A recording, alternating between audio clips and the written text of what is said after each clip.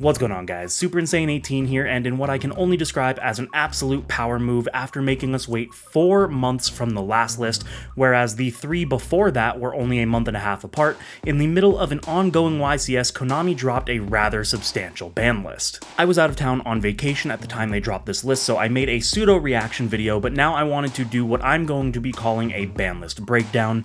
You can go ahead and think of it kind of similar to MST.TV's damage report, although with my own personal spin on it. Just because I kind of want to take a moment to talk to you guys about how this list is going to possibly change the decks that are currently in the meta. Alright, so as you can see, it is a very big list. This is actually more changes than I think I have seen in a very long time, and we're just going to go talk about how this is going to affect the decks that are currently in the meta, starting things off with Super Heavy Samurai. As you can see, the first 2 cards that have been forbidden are going to be Cyber-Stein and Super Heavy Samurai Scarecrow. Yes, you can argue that Cyber-Stein was seeing play in more than just Super Heavy, but I feel like it was primarily for the Super Heavy strategy, but the elephant in the room is going to have to be the Super Heavy Samurai Scarecrow. Now, a lot of people were very surprised to see a hit like this so early into Super Heavy Samurai's lifespan, because a lot of people were trying to compare it to something like Prank Kid's Meow Meow Moo, being a Link 1 and a pseudo starter for the archetype. Because of this, a lot of people were saying that the deck was dead, but I never really bought that, and it looks like I might have been right, because players are already coming up with 1-card combos that end you on just as strong of a board. You have to realize, whereas Super Heavy Samurai Scarecrow is a reborn, so you would consider that an extender, and it exists in a sea of other extenders that the archetype has, Prank Kid's Meow Meow Moo was the only extender that the deck had, so you kind of really need to not compare the two as much and realize that they serve very different niches in their specific archetypes. So let's go ahead and throw these statistics for Super Heavy Samurai on the screen, and I will go ahead and break those down for you. So we see here that the power is going to be a 7 out of 10, and that takes a little bit of a hit from where it once was, and yes, we are losing a very important card, being the Super Heavy Samurai Scarecrow, but again, like I said, that is just an extender amongst a sea of extenders. You can no longer do 1-card combos that are going to end you on incredibly oppressive boards, like having 5 negates plus a spell canceller, but the 1-card combos that are existing now are still just 5 negates. So yeah, you lose out on the spell canceller. If your opponent has something like a Dark Ruler No More, they have a Dark Ruler No More. Not really much you can do, so we take a relatively significant drop in power, but as you can see from both the consistency and the viability, the deck is still incredibly strong in its own way. The reason the consistency has gone to a 9 out of 10 is because we lose one of our 1-card combos, where the deck previously had 12 cards, all of which were a 1-card combo. With the loss of Super Heavy Samurai Scarecrow, that means that Soul Piercer is no longer a 1-card combo. If you are starting with Soul Piercer, you have to have an additional extender as well, but both, or rather all 3 of the Bike, the Wakaushi, and the Wagon are still 1-card combos that will end you on 5 negates. After running the numbers through a probability calculator, that means that your 85% chance of seeing one of your 12 starters in your opening hand is actually only lowered to a 75% chance of seeing one of your 9 1-card starters.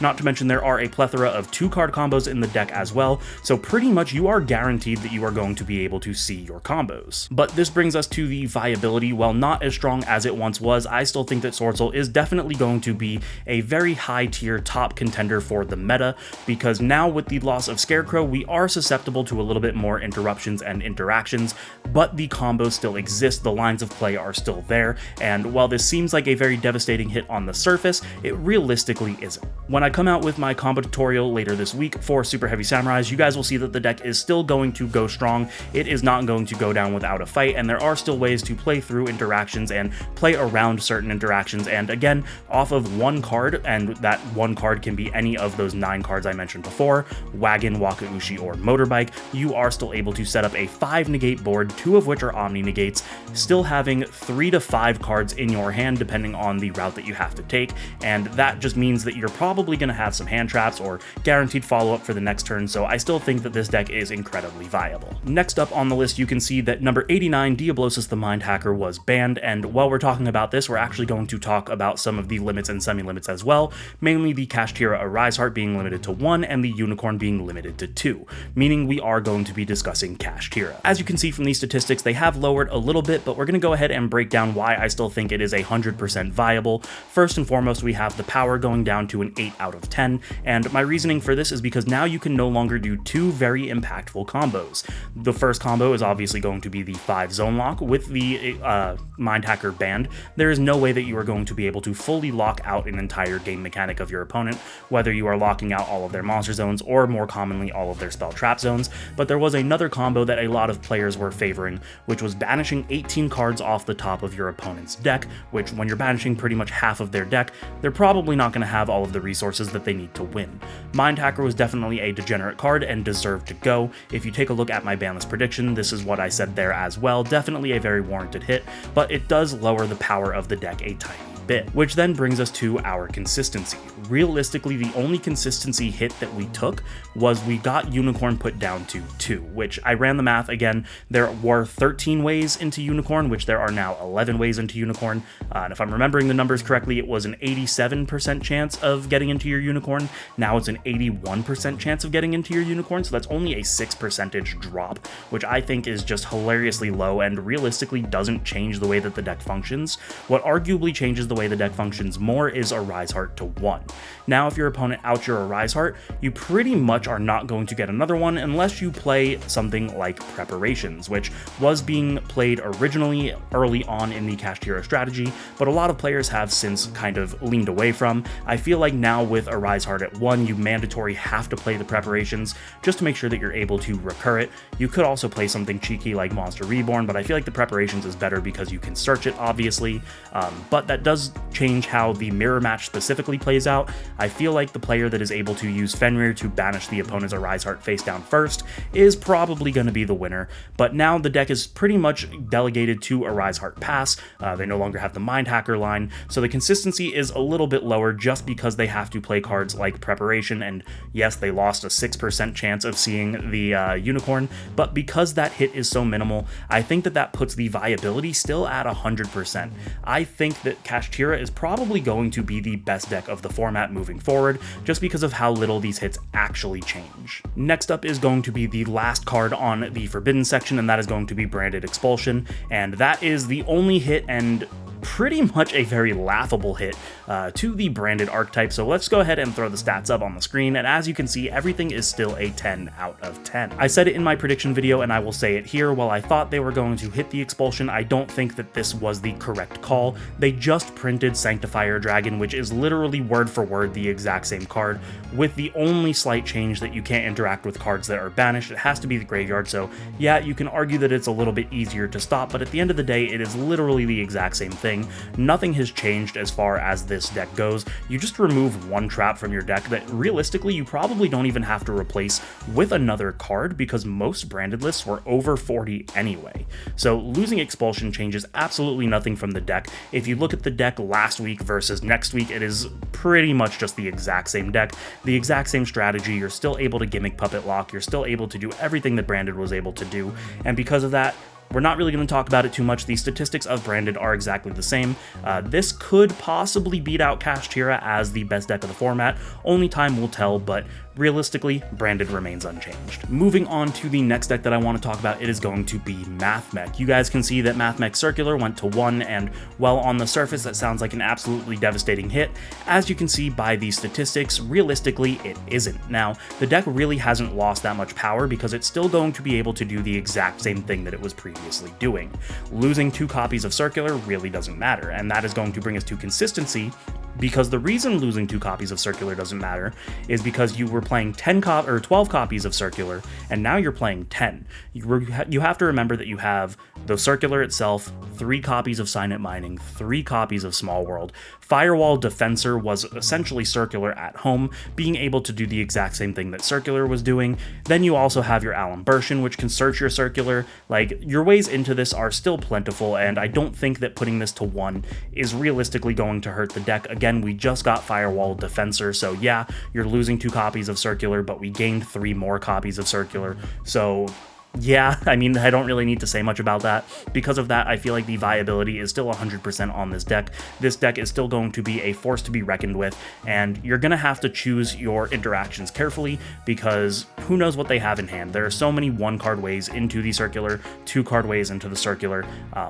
Yeah, the viability of MathMech has not changed. Yeah, it sucks that you don't have 12 copies of circular, but I think 10 copies will do.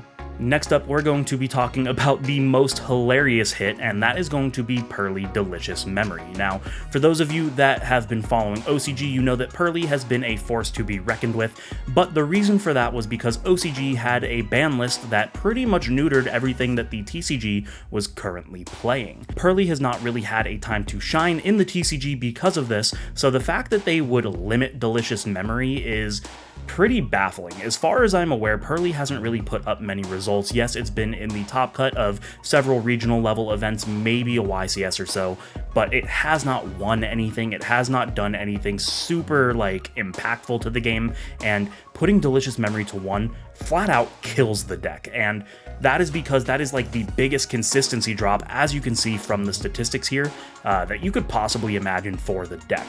Now your chances of revealing it off of Pearly are minimal. Now you're hoping on a 33% chance off of My Friend to add it to your hand. You're hoping on a very, very minuscule chance of opening it in your opening hand, and Delicious Memory was by far the most important card in the deck because it was your only way into Plump, and Plump is the heart and soul of Pearly. Being able to just attach spells and traps from the graveyard as a quick effect was your way of getting multiple materials out onto an XYZ very easily to then overlay into a card like Nor. So now Nor is going to be even harder to summon, and I just think that Pearly never had its time to shine, and because of this hit, it never will. You can see by these laughable statistics that Pearly probably just not a good option moving forward. Next up, we're going to be talking about Naturia Runic, and as you can see here, they have 2 main hits on the list. We have Sacred Tree going to 1 and Runic Fountain going to 2. While Runic Fountain to 2 kind of feels like a slap in the face because they still have 18 copies of Emergency Teleport that the monster that they summon searches it, you're still able to out it a little bit easier because they're not going to have a 3rd copy. So if you can get rid of the 2, preferably banishing it off of something like Cosmic Cyclone, then you know that you never have to deal with it, and that is why the power has dropped a little bit, because now without additional copies of Runic Fountain, the chances of them having quick plays that they can use from their hand during your turn are much, much less. But most importantly is the consistency drop of Naturia Sacred Tree. Not only was Sacred Tree not once per turn, but it didn't care how you sent it to the graveyard, whether it was by cost or effect, meaning that you could even discard it for the cost of Hugin to then search the fountain, and that would be able to get you multiple searches during your turn, but you do still have copies of things like Camilla, which I believe can Foolish Burial the Naturia Sacred Tree on its own, but again, you only have that once as opposed to 3 times, potentially in turn 0, so I think that this takes a relatively high consistency hit because of those 2 things. Probably still a semi-viable strategy, but once you're out, and I feel like it's going to be making the grind game a lot harder, which is what lowers the viability as much as it does. And the last but not least deck that I would like to talk about that has been affected by this ban list is going to have to be Sprite. So putting the statistics on the screen, you can see something pretty interesting. It lost absolutely no power because nothing that was hit on the list fundamentally changed the way that the deck functions. However, it did lose a little bit of consistency, and that is because of 2 hits. Not only is it the Sprite starter, but it's also the Gamma. A lot of Sprite variants were playing 3 copies of Gamma along with Emergency Teleport, which essentially meant that they had 3 more level 2s that they could just spam out onto the field, and in a deck where level 2s means everything, that is a relatively big hit to the consistency. Now, the Sprite starter, obviously, yeah, it's hitting the ability to special summon, but you were really able to play without the starter anyway, so I don't think that that's the biggest consistency hit, but the combination of losing that plus the ability to play the E-Telly with the Gamma is enough of a consistency hit to potentially lower the viability of the deck. I still think that Sprite is one of the stronger contenders moving into the upcoming meta, but with those 2 hits, it does change a tiny bit. Now, we've discussed all of the current meta strategies and how this ban list affects them, and I'm sure you guys have a lot of questions about the decks that I haven't discussed. You can see here that we have Blaster coming back after being banned for 7 years. We have Denglong coming back after being banned for almost 6 years. We have Engage coming back to 2.